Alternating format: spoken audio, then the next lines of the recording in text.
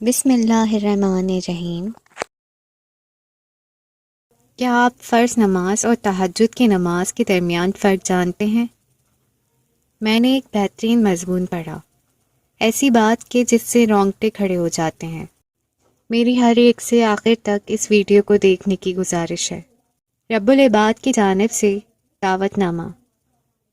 مجھے رات کے آخری پہر میں نماز کی توفیق ہوئی تو میں نے ایک عجیب بات محسوس کی کہ فرض نماز کی ندا بندی کی آواز میں آتی ہے اور رات کے آخری پہر کی نماز تہجد کی ندا بندوں کے رب کی جانب سے آتی ہے۔ فرض نماز کی ندا ہر کوئی سنتا ہے اور تہجد کی نماز کی ندا بعض لوگ ہی محسوس کرتے ہیں۔ فرض نماز کی ندا حی علی الصلاۃ، حی علی الفلاح، آؤ نماز کی طرف، آؤ کامیابی کی طرف ہے، اور تہجد کی نماز کی ندا ہے کوئی مانگنے والا جسے میں عطا کروں ہے۔ فرض نماز مسلمانوں کی اکثریت ادا کرتی ہے، جبکہ تہجد کی نماز وہی لوگ ادا کرتے ہیں جن کو اللہ نے چن لیا ہے اور منتخب کر لیا ہے۔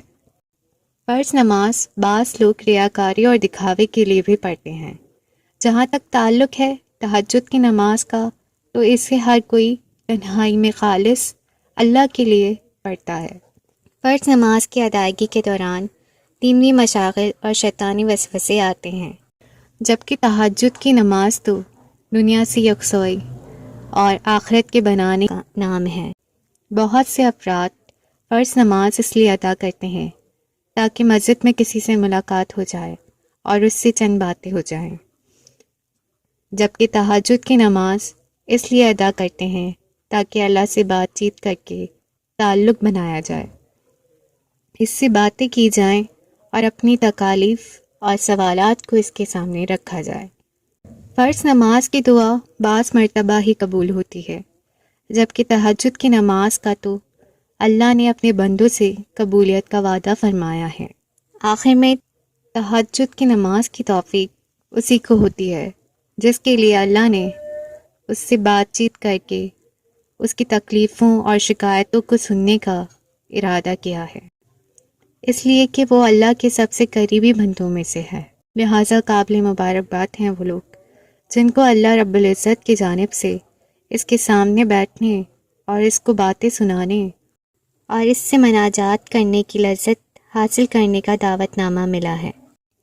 جب آپ اندھیرے میں اللہ رب العزت کے سامنے بیٹھیں تو بچوں کی عادت اپنائیں۔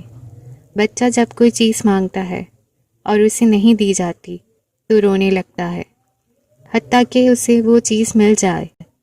تو آپ بھی ایسے بچے بن جائیں اور اپنی ضروریات کا سوال کیجیے، اپنے آپ کو اور دوسروں کو محروم نہ کیجیے۔